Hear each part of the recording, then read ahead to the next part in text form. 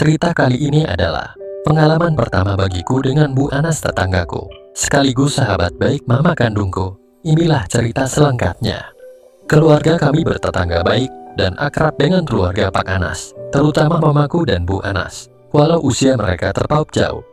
Mamaku berusia 45, sementara Bu Anas 31 tahun. Mamaku dan Bu Anas sering belanja bersama atau sekedar jalan-jalan saja. Aku sering dimintai tolong untuk menyetir, walau sebenarnya mereka bisa mengemudi sendiri. "San, kamu ada acara enggak?" kata mamaku jika akan nyuruh aku. Jika diminta mengantar mereka, aku suka banget karena aku termasuk anak mama. Aku pun jadi ikut-ikutan akrab dengan Mirna, putrinya Bu Anas yang baru berusia 5 tahun. Mirna sering aku ajak main. Di balik itu aku mulai senang juga karena bisa bersama Bu Anas yang cantik, nampak anggun dengan pakaian jilbab modisnya. Di rumah pun dia sering memakai jilbab. Tingginya kira-kira 165 cm, tapi masih tinggian aku sedikit, beberapa sentimeteran. Wajahnya cantik, mempesona dan indah. Betapa indahnya yang tidak nampak itu, pikirku jadi agak galau. Lambat laun, aku menjadi tertarik juga dengan Bu Anas ini. Gejala ini baru timbul 2 bulan terakhir ini. Kami berdua sering beradu pendan dan saling melampar senyum. Entah senyum apa itu, aku kurang paham. Paling tidak bagiku, atau aku yang terlalu JR. Sering suara indahnya memanggil, "Afandi," itu yang selalu terbayang-bayang. Suaranya sangat merdu bagiku dan menggetarkan relung-relung hatiku. Dia di rumah itu bersama Mirna dan Marni pembantunya. Suaminya kerja di luar kota, pulangnya 2 minggu sekali atau kadang lebih. Pagi itu aku tidak ada jadwal kuliah. Setelah mandi, sekitar pukul 8, aku keluar rumah. Maksudku cari teman untuk aku ajak ngobrol. Suasana sepi di rumah-rumah di kompleks perumahan kami. Banyak yang sudah tutup karena para tetangga sudah pada pergi kerja. Kalaupun ada, hanya pembantu mereka. Tetapi Bu Anas rupanya masih ada di rumah karena mobilnya masih dicapor. Mungkin dia belum berangkat kerja. Iseng-iseng aku masuk rumah itu. Setelah mengetuk pintu, tak ada tanggapan, aku langsung masuk saja. Karena aku sudah terbiasa keluar masuk rumah ini bila disuruh mamaku atau sekedar main dengan Mirna. Pagi itu, Mirna sudah pergi belajar di antar Marni. Di dalam rumah, terdengar suara gemercik air dari dalam kamar mandi. "Siapa ya?" terdengar suara dari kamar mandi.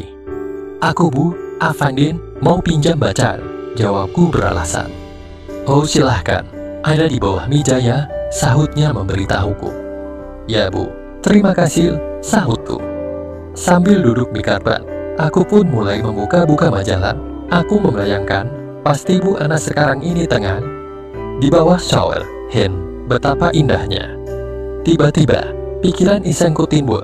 Aku pingin mengintainya. Aku pun mulai melangkah dengan berjingkat pelan menuju kamar mandi itu.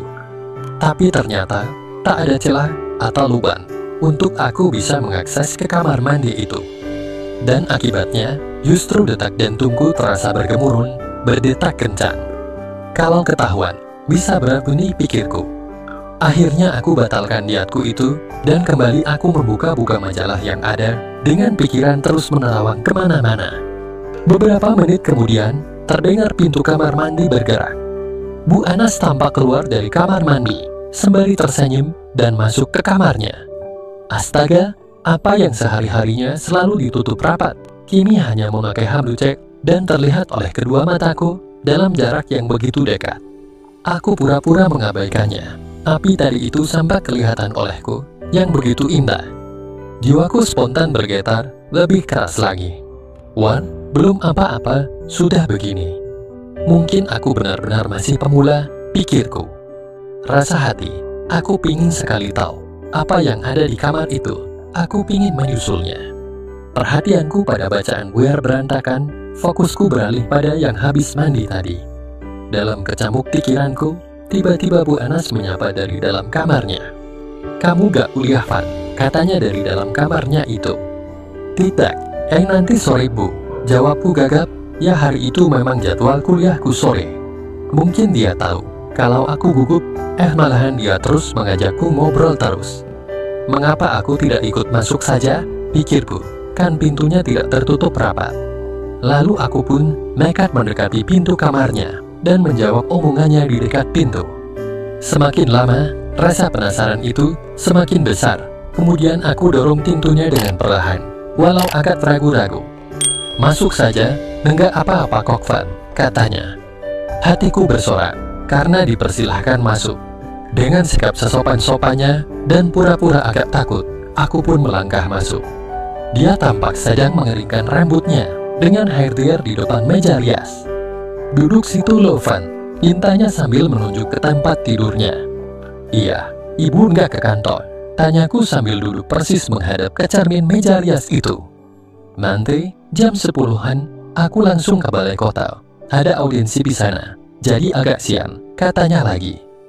Sesaat kemudian, dia menyuruh aku membantunya mengeringkan rambutnya dan sementara tangannya mengurai-urai rambutnya. Kembali aku gemah tuar memegang hair dryer itu, apalagi tersebar aroma segar dan wangi dirinya. Dengan posisiku saat itu, aku bisa melihat keindahan-keindahan yang hanya sedikit-sedikit itu, tetapi itu sudah mampu membuat jantungku semakin berdebar. Tanpa sengaja, tanganku menyenggol bahunya. Tuing, seketika itu rasanya perasaanku seperti disengat aliran listrik tegangan 220 volt. "Maaf Bu," ucapku terbata-bata. "Enggak apa-apa, kamu pengangin ini juga boleh. Daripada kamu lirik-lirik, sekalian pegang saja," katanya sambil menuntun tangan kananku ke arah apa yang sedari tadi begitu aku kagumi. Tentu saja aku jadi salah tingkah jadinya. Rupanya Bu Anas tahu lewat kaca rias bila aku terus memperhatikan itunya. Aku menjadi gemetar antara ya dan tidak. Aku gemetaran mengikuti perintahnya itu. Maklum baru kali ini seumur-umur aku mendapatkan kesempatan itu. Beberapa saat kemudian, Bu Anas beranjak dari tempat duduknya sambil berkata, "Kamu sudah pernah sun pacarmu belum?" tanyanya mengagetkanku. "Agi, ibu ada-ada saja. Malu, kan?" sahutku. "Ngapain malu? Kamu sudah cukup umur loh. Berapa umurmu?" tanya Bu Anas. 21 Bu, sahutku. "Sudah di US itu. Kalau belum pernah, mau ibu ajari. Gini loh caranya," ucapnya sambil meletakkan tangannya pada bahuku.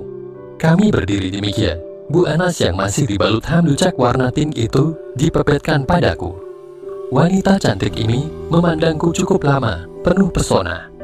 "Kamu ganteng, bahkan ganteng sekali Van. Bahumu kelakar maju. Aku suka kamu," ucapnya. "Sejak kapan Bu?" kataku di tengah getaran debar jantungku. "Sejak kamu suka melirik-lirik aku Vai," sahutnya. Aku menjadi tersipu malu.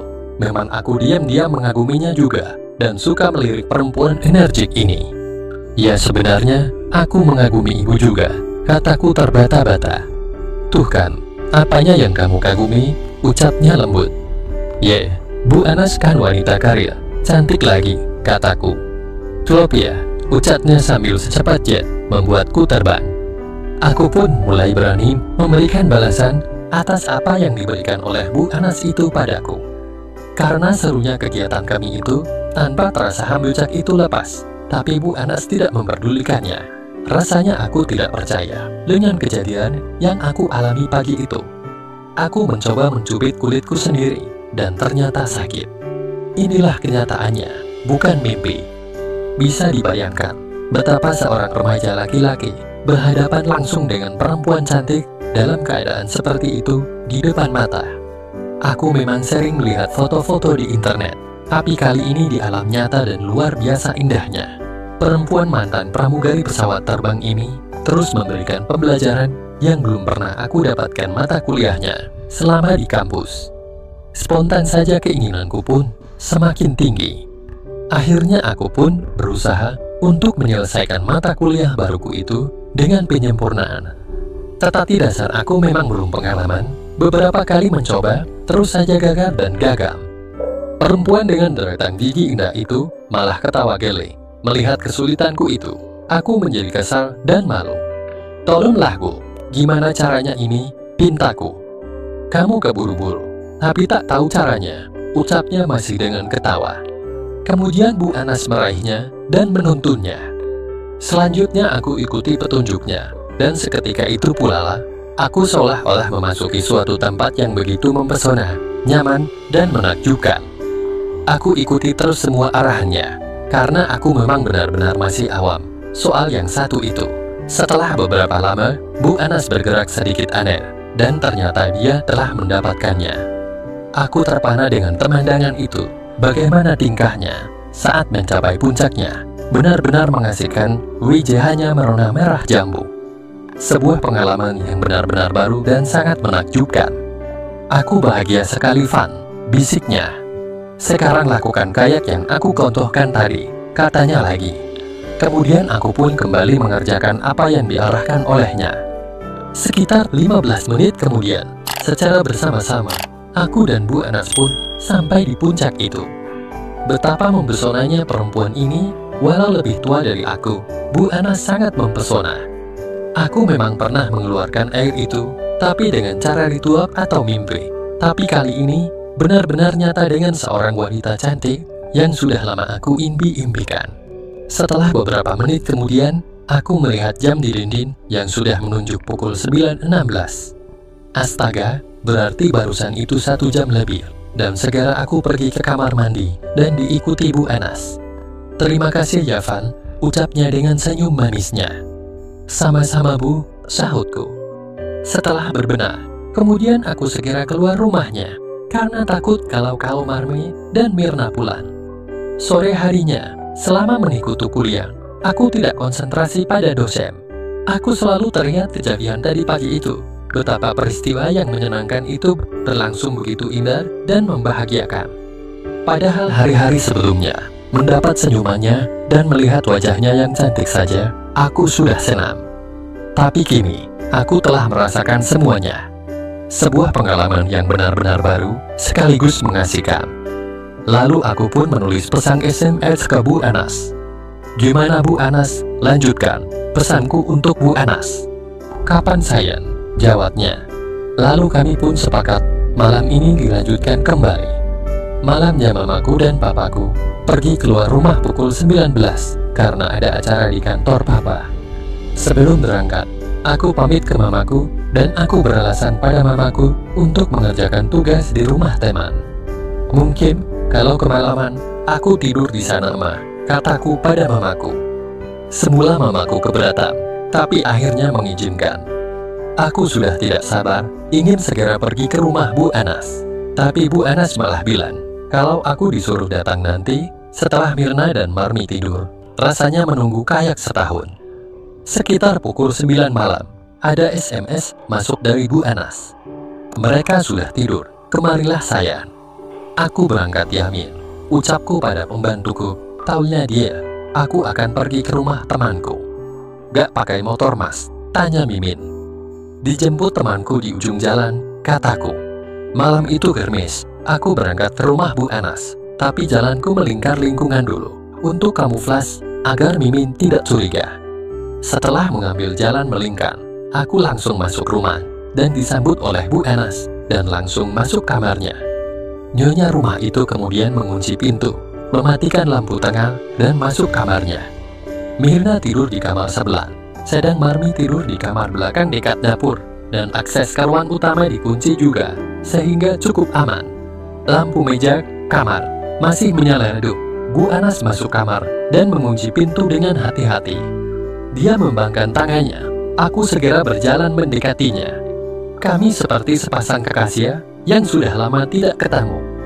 Malam itu aku semakin tahu bahwa ternyata Bu Anas yang selalu ditinggal keluar kota oleh suaminya itu selalu kekurangan asupan gizi. Sehingga malam itu, Bu Anas tidak mengenal relan, terus-terus minta, lagi dan lagi. Untung saja aku baru sekali itu mendapatkan hal itu, sehingga aku pun tentu saja dengan semangat 45 terus menyambutnya dengan sukacita. Sejak saat itu, hubungan rahasiaku dengan Bu Anas semakin erat terjalin. Kalau kami sudah sama-sama ingin dan tidak ada kesempatan di rumah itu, maka Bu Anas pasti mengajak aku pergi ke hotel. Rasanya aku tidak bosan-bosannya menjalani hubungan ini bersama Bu Anas. Kini Bu Anas bertambah putra, Dava namanya, yang berumur 4 tahun, mungkin saja dia itu hasil tanamku. Sementara lakon itu kini masih berlangsung. Demikianlah pengalamanku dengan Bu Anas, tetangga sebelah rumahku itu. Tamat. Semoga teman-teman semua terhibur dengan kisahku ini. Jangan lupa like dan komen ya. Sekian dan terima kasih.